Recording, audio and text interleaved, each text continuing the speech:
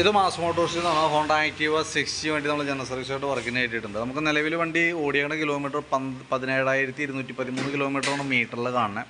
പക്ഷേ already metre complaint ആണ്. അപ്പോൾ അതുകൊണ്ട് തന്നെ എത്ര വണ്ടി ഓടേണ്ടെന്നുള്ള ദിവസം നമുക്ക് കൃത്യമായിട്ടൊരു ഐഡിയ കിട്ടണില്ല കേട്ടോ.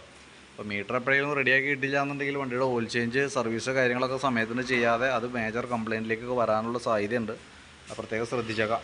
നമുക്ക് പറഞ്ഞേക്കണവർക്ക് ജനറൽ സർവീസ്, എഞ്ചിൻ ഓയിൽ മാത്രം വാട്ടർ സർവീസ് ചെയ്യണം. പിന്നെ അത്യാവശ്യം ഫുൾ ഭാഗങ്ങൾ ചെക്ക് ചെയ്യാൻ പറഞ്ഞിട്ടുണ്ട്. അപ്പോൾ നമ്മൾ സർവീസിനോടനുബന്ധിച്ച് വണ്ടി ഓടിച്ച് നോക്കി വർക്കിന് കയറ്റി അതിൻ്റെ ബാക്ക് ബ്രേക്കിൻ്റെ ഭാഗം തുടങ്ങി നമ്മൾ ചെക്ക് ചെയ്യാൻ വേണ്ടി അയച്ചിട്ടുണ്ട്. ബ്രേക്ക് ലൈനർ നമുക്ക് ഈ ഒരു സർവീസും കൂടി അഡ്ജസ്റ്റ് ചെയ്ത് ഇടാനുണ്ട്.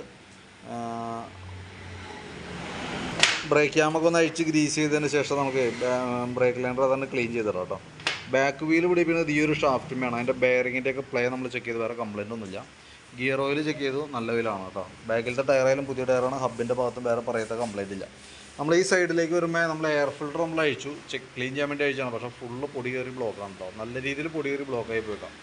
എയർ ഫിൽറ്ററും പ്ലഗും കൂടിയാണ് നമുക്ക് മാറ്റേണ്ടി വന്നത് കേട്ടോ. ഈ രണ്ട് ഐറ്റം കൂടി നമുക്ക് മാറ്റണം. കാരണം ഇത് ഡയറക്റ്റ് വണ്ടിയുടെ പെർഫോമൻസിനെ ബാധിക്കുന്ന സംഭവമാണ്. അപ്പോൾ അതുകൊണ്ട് നമുക്ക് മാറ്റേണ്ട അത്യാവശ്യമാണ് കേട്ടോ.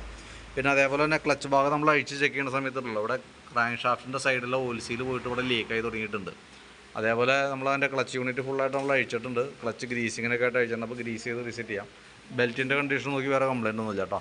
എഞ്ചിൻ ഓയിൽ നോക്കുമ്പോൾ ലെവൽ ഒരല്പം കുറവുണ്ട്. കാരണം എഞ്ചിൻ നല്ല രീതിയിൽ ലീക്കാണ്.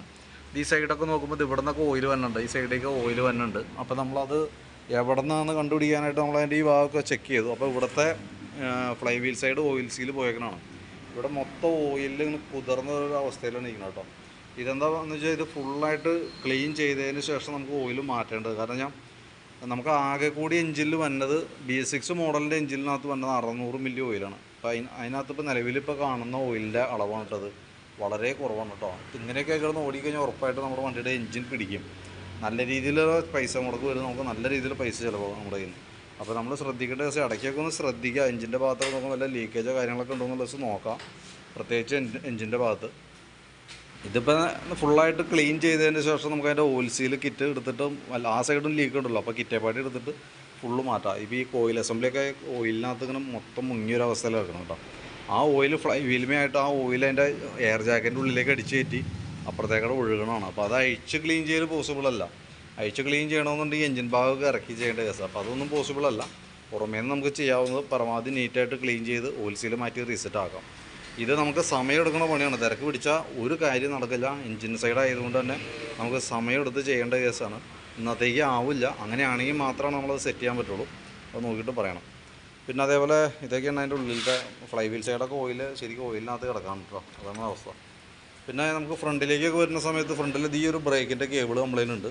ഔട്ടർ വലിഞ്ഞിരിക്കുകയാണ്. ബ്രേക്ക് കേബിൾ മാറ്റണം. ഫ്രണ്ട് വീൽ അഴിച്ചിട്ട് ബ്രേക്ക് ക്യാമൊക്കെ ഒന്ന് അഴിച്ച് ഗ്രീസ് ചെയ്ത് റിസെറ്റ് ചെയ്യാം. അതേപോലെ ഞാൻ ഈ പറഞ്ഞ കേസ് മറക്കണ്ട. സ്പീഡോമീറ്ററിൻ്റെ കേസ് നിങ്ങൾ റെഡി ആക്കിയില്ലെങ്കിൽ സംഭവിക്കാൻ പോകുന്ന കേസ് എന്ന് പറഞ്ഞാൽ ആ 600 മില്ലി ഓയിലുള്ളൂ എഞ്ചിനിൽ. അത് നമ്മൾ സമയത്തിന് മാറ്റിയില്ലാന്നുണ്ടെങ്കിൽ ഓയിൽ ലെവൽ കുറയണം നമ്മൾ അറിയില്ല. ഓയിൽ ലെവൽ കുറഞ്ഞു കൂടുമ്പോൾ സ്വാഭാവികമായിട്ടും മറ്റുള്ള വണ്ടി പോലെയല്ല, BS6 വണ്ടി സൗണ്ടൊന്നും പുറത്തേക്ക് പ്രത്യേകമായിട്ട് കാണിക്കില്ല. കറക്റ്റ് എഞ്ചിൻ കയറി പിടിക്കുമ്പോൾ വണ്ടി പിടിച്ച് നിൽക്കുമ്പോഴാണ് നമ്മൾ അറിയുള്ളൂ അയ്യോ വണ്ടിയിൽ ഓയിലില്ലല്ലോ എന്നുള്ള കേസ്. അപ്പോൾ അതില്ലാതിരിക്കാനായിട്ട് മീറ്റർ റീഡിങ് നോക്കിയിട്ട് വേണം നമ്മൾ വണ്ടി ഉപയോഗിക്കാനായിട്ട്. കാരണം എഞ്ചിനിൽ ആകെ 600 മില്ലി ഓയിലുള്ളൂ. 1/2 ലിറ്ററിന് 100 മില്ലി കൂടുതലുള്ളൂ. അത് ഓർത്ത് ചെയ്യുക. അത് വെച്ചിട്ടാണ് നമ്മൾ വണ്ടി ഉപയോഗിക്കണത് കേട്ടോ. അപ്പോൾ അത് മീറ്റർ കംപ്ലീറ്റ് ആയിട്ട് റെഡിയാക്കാത്തതാണ്. അപ്പോൾ മീറ്റർ വരുത്തി മാറ്റി കളയണതാണ് ഏറ്റവും ബെറ്റർ. അതല്ലാന്നുണ്ടെങ്കിൽ നമ്മൾ വലിയ പണി കിട്ടും, പണി വരും നമുക്കത്. നമ്മുടെ കാരണം എപ്പോഴും നമ്മൾ ഓർമ്മയിൽ ഇരിക്കില്ല എത്ര കിലോമീറ്റർ ഓടി എന്നുള്ള ദിവസം ഓർത്ത് വെച്ചേക്കില്ല. മീറ്ററിലാകുമ്പോൾ കറക്റ്റ് നോക്കി കഴിഞ്ഞാൽ നമുക്ക് അറിയാനായിട്ട് പറ്റും. അപ്പോൾ ഞാൻ അതിൻ്റെ ഒരു അപ്രോക്സിമേറ്റ് ഒരു എസ്റ്റിമേറ്റ് ഇടാം, ഡീറ്റെയിൽസ് വാട്സാപ്പിൽ ഇടാം.